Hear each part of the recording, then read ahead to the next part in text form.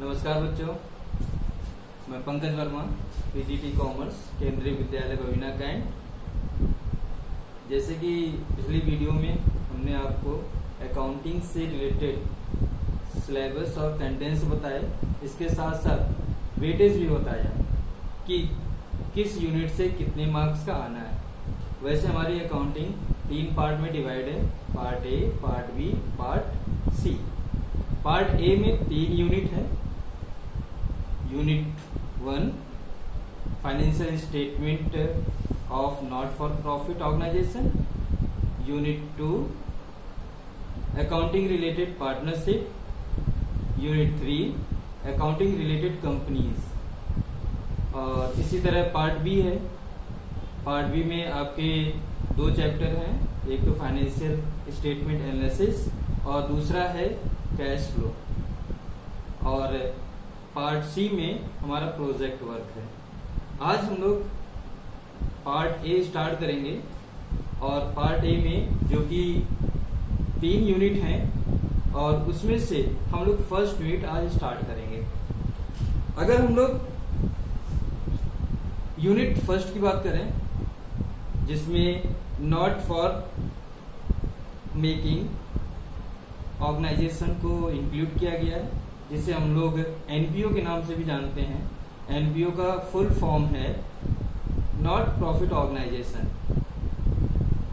इसको हम लोग शुरू से समझते हैं। हमारे इकोनॉमी में 2 तरह के ऑर्गेनाइजेशन पाए जाते हैं। First trading organisation, second non trading organisation. पहले तो हम लोग ट्रेडिंग ऑर्गेनाइजेशन के बारे में जानेंगे।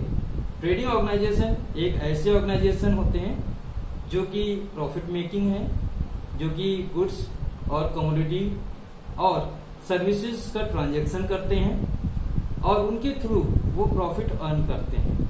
ये अपने यहाँ journal, ledger, trial balance and final account maintain करते हैं और वर्ष के अंत में ये अपने ऑर्गेनाइजेशन से related gross profit, net profit और बैलेंस शीट प्रिपेयर करते हैं, ताकि इन्हें अपने प्रॉफिट के बारे में और फाइनेंशियल पोजीशन के बारे में जानकारी मिल जाए।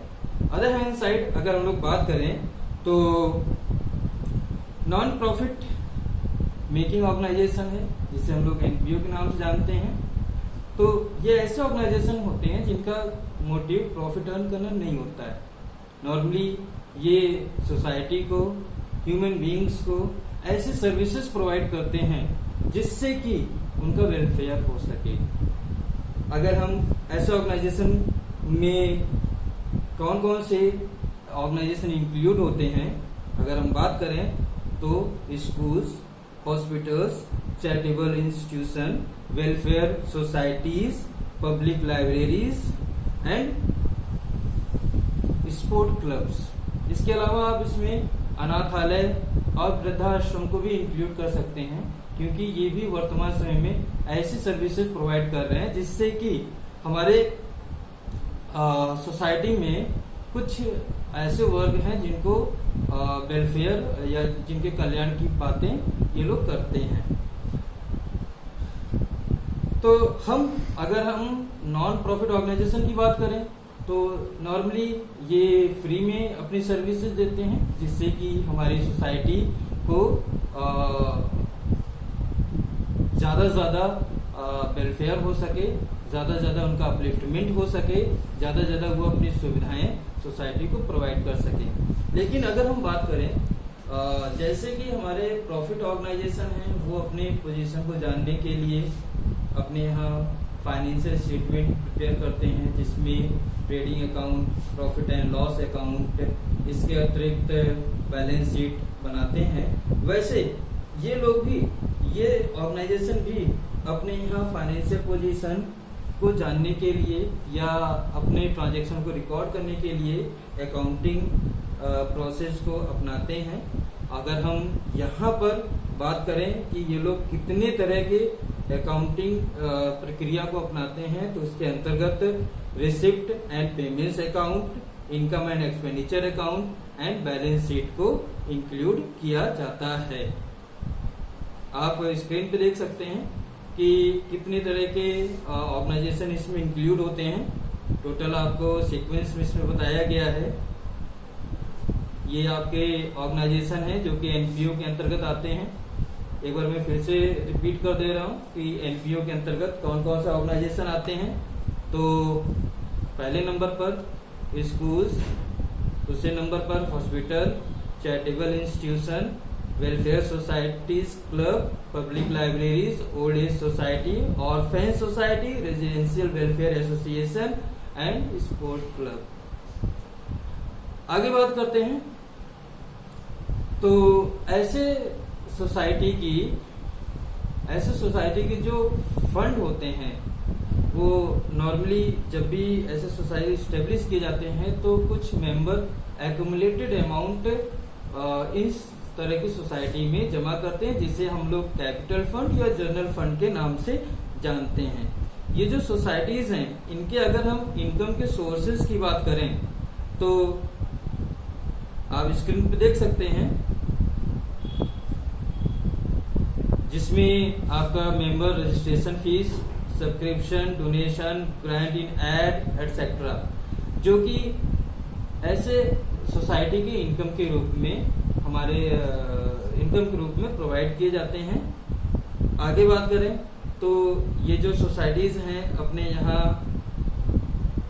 Receipt and payments account, income and expenditure account and balance sheet prepare करते हैं, ताकि उन्हें एक पर्टिकुलर पीरियड से रिलेटेड कितने रिसिप्ट आए हैं, कितने पेमेंट हुए हैं और उस पर्टिकुलर पीरियड में एक्चुअली में कितना सरप्लस बच रहा है या कितना डेफिसिट हो रहा है, और उनका जो फाइनेंशियल पोजीशन है उनको जानने के लिए हमें ये 3 तरह के फाइनेंशियल स्टेटमेंट तैयार करने पड़ते हैं। आगे अगर हम बात करें कि इस तरह का ऑर्गेनाइजेशन के क्या फीचर्स हैं, तो फर्स्ट फीचर जो कि इस तरह का ऑर्गेनाइजेशन सर्विस प्रोवाइड करते हैं और ये सर्विस हमारे सोसाइटी के लिए और हमारे इंडिविजुअल डेवलपमेंट के लिए हेल्पफुल होते हैं।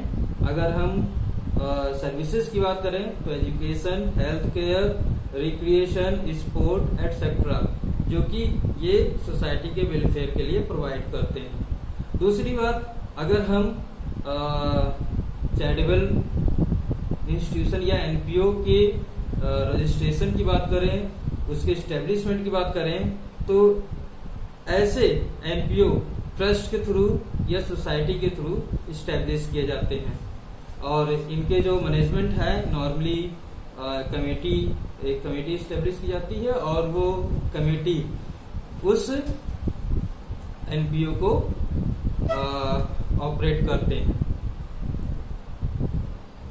अगर हम इनके सोर्सेज की बात करें, एनपीओ के सोर्सेज, इनकम सोर्सेज की बात करें, तो subscription from member, donation, legacies, grant in aid, income from investment etcetera, जहां से इनको इनकम प्राप्त होती है। इसके अलावा यहाँ पर जो इनिशियल अमाउंट होते हैं वो मेंबर डिपॉजिट करते हैं। जो इनिशियल अमाउंट जमा किए जाते हैं उसे हम कैपिटल फंड या जनरल फंड के नाम से जानते हैं। अगर हम आगे बात करें तो नॉर्मली इनका कोई पर्पस तो होता नहीं है कि ये प्रॉफिट अर्न करें, या इनका कोई पर्पस होता नहीं है ये बिजनेस करें, बट इनके हम एक्सेस अमाउंट को भी जानने की कोशिश करते हैं। इसलिए यहाँ पर जो भी अकाउंट मेंटेन होते हैं उनसे सरप्लस या डेफिसिट क्रिएट होता है, बट इस सरप्लस और डेफिसिट को हम प्रॉफिट या लॉस का नाम नहीं दे सकते, क्योंकि ये ऑर्गेनाइजेशन किसी भी तरह के बिजनेस को परफॉर्म करने की कोशिश नहीं करते या ये कोई बिजनेस परफॉर्म नहीं करते। अगर हम आगे बात करें तो इनका जो मेन पर्पस होता है वो सोसाइटी के वेलफेयर करना है और सोसाइटी से रिलेटेड जितने भी ऐसे वर्क हैं जिसमें कि सोसाइटी का वेलफेयर हो रहा है उन सबको ये प्रमोट करते हैं, ऑपरेट करते हैं। अगर हम अदर इंफॉर्मेशन की बात करें उसे आप बोर्ड पे देख सकते हैं, जो कि हम आपको प्रोवाइड कर रहे हैं। ठीक है, देख लीजिए।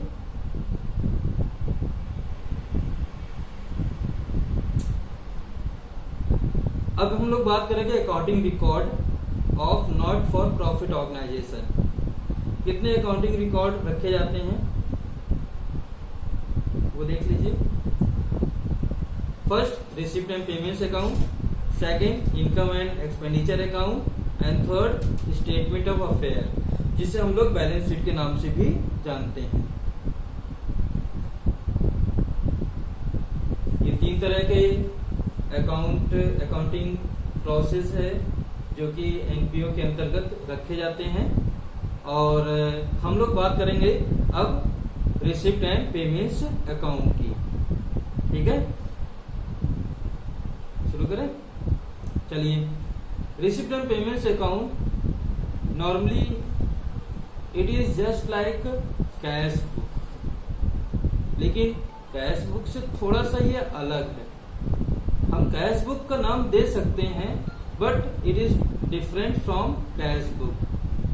रिसिप्ट एंड पेमेंट्स अकाउंट जो कि एनपीओ के थ्रू एक पर्टिकुलर डेट पर क्रिएट किए जाते हैं, पर्टिकुलर डेट पर हम रिसिप्ट एंड पेमेंट्स अकाउंट को प्रिपेयर करते हैं। बट कैश बुक जो कि पूरे साल या पर्टिकुलर अकाउंटिंग पीरियड में डे बाय डे प्रिपेयर किए जाते हैं, but it is a summary of cash book. इसमें एक साइड आपका रिसिप्ट होगा, दूसरे साइड पेमेंट होंगे। प्रीवियस ईयर के कुछ कैश आपके होंगे जो कि स्टार्टिंग में आएंगे, और इस साल जितने भी आपके कैश में रिसिप्ट होंगे उन्हें हम डेबिट साइड रखते हैं, और जितने भी पेमेंट होते हैं वो क्रेडिट साइड रखे जाते हैं। अगर हम लोग बात करें तो receipt of payments account all cash transaction को इंक्लूड करता है, चाहे वो कैपिटल नेचर हो चाहे वो रेवेन्यू नेचर हो। इसमें हम receipt side capital nature receipt और रेवेन्यू नेचर रिसिप्ट दोनों को इंक्लूड करते हैं। इसी तरह इसका पेमेंट साइड जितने भी आपके पेमेंट हैं, चाहे वो रेवेन्यू नेचर हो चाहे वो कैपिटल नेचर हो, दोनों को इंक्लूड किया जाएगा। और लास्ट में हम इसका बैलेंस निकालते हैं जो कि बैलेंस सीडी के नाम जाना जाता है, और वो इस साल का कैश बचा हुआ होगा। इसके बाद हम लोग आगे इसमें डिस्कस करेंगे। आज के लिए इतना ही। नमस्कार।